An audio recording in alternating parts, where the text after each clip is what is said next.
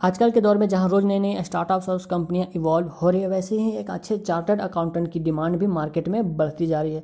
अगर आप उन स्टूडेंट्स में से हैं जो सीए बनना चाहते हैं, चार्टर्ड अकाउंट बनना चाहते हैं, तो ये वीडियो आपके लिए है। इस वीडियो में हम डिस्कस करने जा रहे हैं कि सीए होता क्या है, उसका काम क्या होता है, आप कैसे सीए बन सकते हैं अगर आप 10th में हैं या फिर आप ग्रेजुएट हैं तो, या फिर 12th में है। सीए बनने के लिए आपको कौन कौन सा एग्ज़ाम पास करना होता है, कितना टाइम लगता है, कितना फ़ी लगता है, और एक सीए की सैलरी कितनी होती है, और भी बहुत कुछ। तो इस वीडियो के साथ बने रहिए, हम एक एक क्वेश्चन का जवाब इसमें फाइंड आउट करेंगे और पूरे सीए के करियर को एक्सप्लोर करेंगे। सबसे पहले बात करते हैं सीए होता क्या और इसका काम क्या होता है। तो सीए का फुल फॉर्म होता है चार्टर्ड अकाउंट, जिसमें हम अकाउंटिंग यानी कि हिसाब किताब के बारे में सीखते हैं। सीए का मेन काम होता है लोगों को फाइनेंशियल एडवाइस देना, टैक्स, बिजनेस अकाउंट, इन सब चीज़ों से रिलेटेड काम होता है, इन सब चीज़ों से डील करना होता है। सीए बन जाने के बाद आपको बैंक या फिर टैक्स या अकाउंटिंग डिपार्टमेंट में आराम से जॉब मिल जाता है। एक अच्छा सीए बन जाने के बाद आपको बड़े बड़े कंपनीज में आराम से जॉब मिल जाती है, पर ये सब अचीव करने के लिए आपको काफ़ी सारे एग्जाम्स पास करने होते हैं और काफ़ी सारे स्टेजेस क्लियर करने होते हैं। तो चलिए एक एक करके उन सब चीज़ों पर बात करते हैं। सेकंड में हमारा आता है हाउ टू बिकम सीए, आप सीए कैसे बन सकते हैं। तो सीए बनने के लिए कम से कम जो एलिजिबिलिटी है वो है कि आप 12th पास होने चाहिए। हम दोनों को केस लेके चलते हैं कि आप 12th पास है तो आप कैसे सीए बन सकते हैं, अगर आप ग्रेजुएशन पास है तो आप कैसे सीए बन सकते हैं।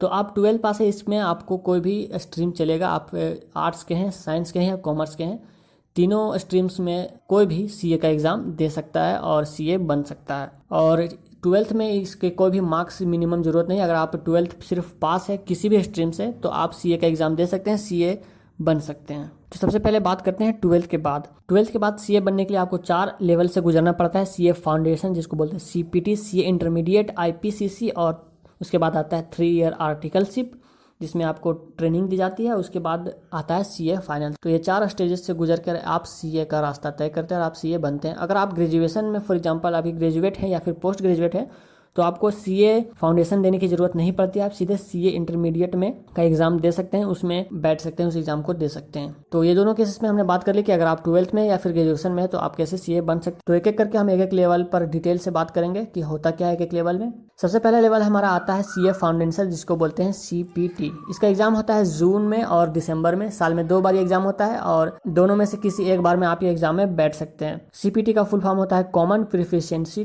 टेस्ट, जिसमें 4 सब्जेक्ट्स होते हैं और 200 मार्क्स का एग्जाम होता है और एमसीक्यू क्वेश्चंस आपको पूछे जाते हैं। वो 4 सब्जेक्ट्स है अकाउंटिंग, मर्चेंट्स लॉ, इकोनॉमिक्स और क्वांटिटी एप्टीट्यूड, जिसमें मार्क्स इस टाइप के कुछ दिए होते हैं। और इस एग्ज़ाम को पास करने के लिए आपको 100 नंबर से ज़्यादा लाना होता है, लेकिन साथ में साथ आपको हर सब्जेक्ट में 30% से ज़्यादा लाना होता है, यानी कि हर सब्जेक्ट में आपको 30% से ज़्यादा मार्क्स होना चाहिए और आपका एग्रीगेट परसेंटेज 50% से ज़्यादा होना चाहिए। उसके बाद ये एग्ज़ाम आप पास कर जाते हैं। जब आप पहला लेवल पार कर जाते हैं सीपीटी का, उसके बाद आता है आईपीसीसी इंटरमीडिएट लेवल जिसको बोलते हैं इंटीग्रेटेड प्रोफेशनल कॉम्पिटेंस कोर्स। इसका एग्ज़ाम दो बार होता है, मई में और एक बार नवंबर में। इसमें 2 ग्रुप्स होते हैं और इसमें कुल मिला के 7 पेपर होते हैं। ग्रुप 1 में आपका यहाँ पे ये सारे सब्जेक्ट्स आ जाते हैं और ग्रुप 2 में आपके ये सारे सब्जेक्ट्स आ जाते हैं और इसमें टोटल मार्क्स होता है 700। और इसमें पास करने के लिए फिर से आपको यहाँ पे 40% हर सब्जेक्ट में लाना पड़ता है, कम से कम 40% हर सब्जेक्ट में लाना होता है और आपका टोटल एग्रीगेट मार्क्स 50% यानी कि 350 से ज़्यादा होना चाहिए, तब जाके ये एग्ज़ाम आप पास कर पाते हैं। तो आईपीसीसी कंप्लीट करने के बाद या फिर इसके दौरान ही आपको एक छोटा सा कोर्स करना होता है जिसको बोलते हैं आईटीटी एंड ओरिएंटेशन, जिसमें आपको personality development, communication skill, business environment और जनरल कमर्शियल नॉलेज की टॉपिक्स सीखनी पड़ती है। ये कुल मिला के 1 वीक का लगभग कोर्स होता है जो आपको करना पड़ता है। ये छोटा सा कोर्स होता है, इसको आप आईपीसीसी के दौरान या आईपीसीसी कंप्लीट होने के बाद भी कर सकते हैं। आईपीसीसी क्लियर कर देने के बाद हमारा सबसे इम्पॉर्टेंट और सबसे ज़रूरी, सबसे लंबा स्टेज आता है जिसको बोलते हैं आर्टिकलशिप, जो कि एक ट्रेनिंग कोर्स होता है। इसमें आपको क्या करना होता है कि एक एक्सपीरियंस सीए जो पहले से कोई सीए बन चुका है उसके अंडर आपको काम करना होता है। उसमें आपको सीखना पड़ता है कि सीए का काम क्या होता है और आपको अकाउंटेंसी हैंडल कैसे की जाती है, ये सब सारी चीज़ें सीखनी होती है। ये 3 साल आपको लग जाता है सीखने में। और जब आप आर्टिकलशिप के लास्ट 6 मंथ में होते हैं तो उसके दौरान आप सीए फाइनल के लिए बैठ सकते हैं, सीए फाइनल के एग्ज़ाम में बैठ सकते हैं। और इसमें भी आपके 2 ग्रुप्स होते हैं, इसमें 4 पेपर होते हैं। यहाँ पर भी आपको पास करने के लिए कम से कम 40% मार्क्स लाने होंगे और एग्रीगेट मार्क्स यानी कि टोटल मार्क पर 60% से ज़्यादा होने चाहिए, तब जाके आप सीए फाइनल कंप्लीट हो जाता है। उसके बाद आप ICAI यानी कि institute of chartered account in India में इनरोल करके सीए की उपाधि ले सकते हैं और आप सीए बन जाते हैं। अगर ये सारे स्टेजेस आप फर्स्ट अटेम्प्ट में क्लियर कर देते हैं, एक एक बार में क्लियर कर देते हैं, तो कुल मिला के आपको 4.5 साल का टाइम लग जाता है। कम से कम मिनिमम टाइम आपको 4.5 साल लग जाते हैं सीए फाइनल करने में। यह भी सीए के एग्जाम के स्टेजेस की बात। अब बात करते हैं फी की और कोचिंग की, क्या आपको कोचिंग करना चाहिए और आपको फी टोटल कितना लगता है। तो अगर आप अकेले सीए करते हैं बिना कोचिंग के, तो इस 4.5 से 5 साल के कोर्स में आपको टोटल खर्चा पड़ जाता है 50,000 आपको लग जाते हैं।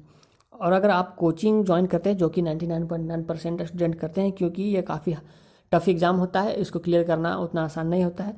तो अगर आप कोचिंग ज्वाइन करते हैं तो आपको पूरे कोर्स का लगभग आपको 1 से 2 लाख रुपये पड़ जाता है। ये डिपेंड करता है कि आप कहाँ पे रहते हैं और आपने कौन सी कोचिंग ज्वाइन की है।